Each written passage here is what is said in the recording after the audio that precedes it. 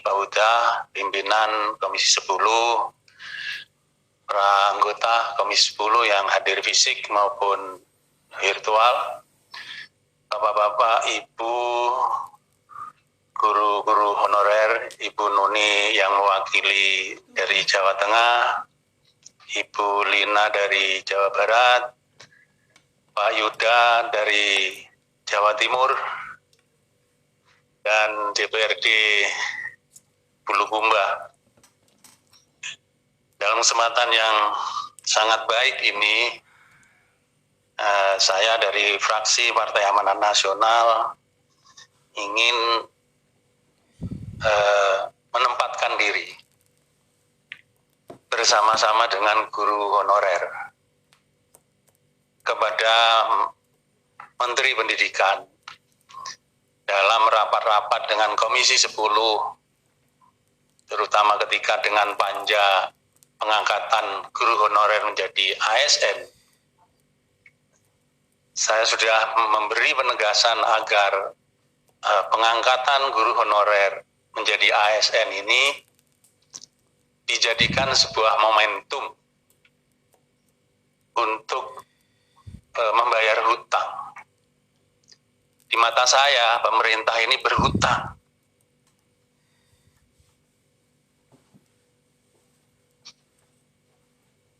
Kepada guru honorer.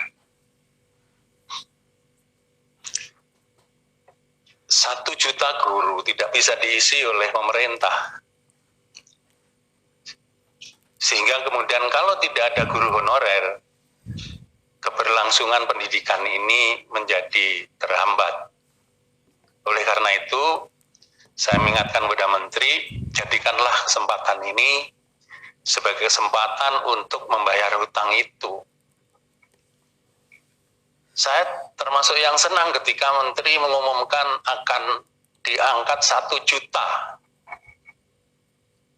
guru honorer menjadi ASN tahun 2021. Disampaikan dengan penuh keyakinan oleh Menteri tahun 2021 akan 1 juta guru diangkat menjadi P3K. Tetapi kemudian muncul keresahan karena BKN mengeluarkan statement tahun 2021 tidak akan ada pengangkatan PNS. Padahal harapan guru-guru honorer itu bukan P3K, ada PNS. Dan kita mengingatkan agar menurut hemat saya dari fraksi Partai Amanat Nasional, penyelesaian guru honorer itu bentuknya adalah PNS. Dan untuk guru-guru yang pengabdiannya sudah lama, di atas 35 tahun, kemudian diberikan afirmasi tanpa tes. Tetapi kemudian pemerintah ternyata mengambil kebijakan yang guru honorer bukan diangkat PNS, tapi diangkat P3K, dan tetap menggunakan tes. Kepada Menteri, sebenarnya kita mengharap untuk bisa mengangkat PNS, dan seperti juga Kepala BKN mengatakan antara PNS dengan P3K itu akan memperoleh gaji yang sama. Diberi penegasan dan diberi harapan bahwa pemerintah akan mengangkat P3K karena P3K toh nanti gajinya sama. Saya bilang kalau memang gajinya sama, statusnya juga sama, masa depannya sama, kenapa tidak diangkat PNS? Jadi sebenarnya apa yang disembunyikan di balik statement permainan statement seperti ini? Saya sebenarnya mengharap pemerintah itu terbuka saja. Ada uang apa enggak sebenarnya gitu. Enggak usah kemudian bermain istilah ini P3K sama dengan PNS. Kemudian juga ternyata apa yang dikatakan 1 juta guru di tengah jalan yang daftar cuma 500. Karena alasannya adalah pemerintah daerah takut dibebani nanti akan harus memberikan gaji kepada guru-guru honorer yang diangkat.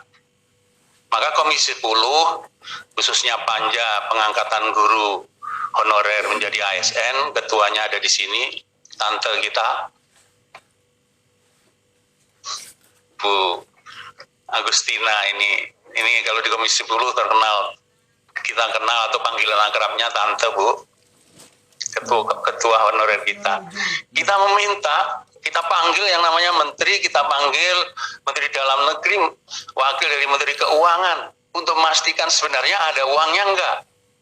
Siapa yang akan tanggung gaji guru-guru kita ini di daerah nanti? Menteri Keuangan bilang ditanggung oleh pemerintah. Dan Komisi 10 meminta supaya dikeluarkan surat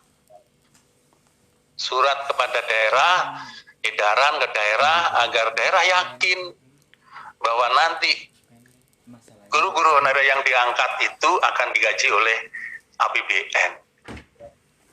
Tetapi faktanya hingga kemudian dilaksanakan ujian tahap 1 tidak ada tambahan yang daftar. Yang daftar cuma 500 sekian.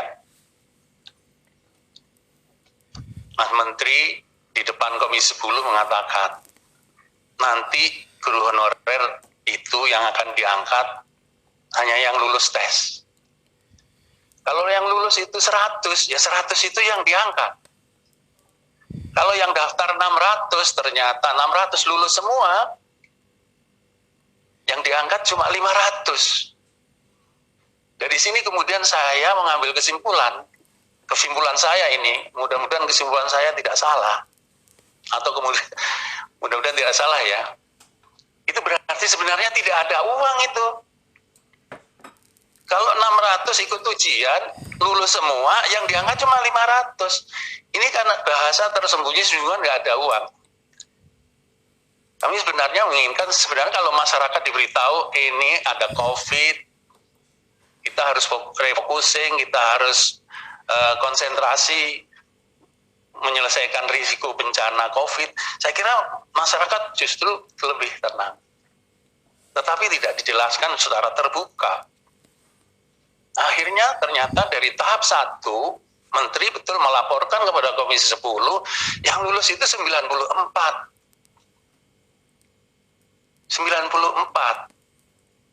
Kita meminta dari komisi ini agar ada afirmasi, jangan hanya 94.000 yang diluluskan, yang lulus, yang selama ini tidak memenuhi passing grade, itu diberi afirmasi. Mengapa kita mendesak agar ada afirmasi?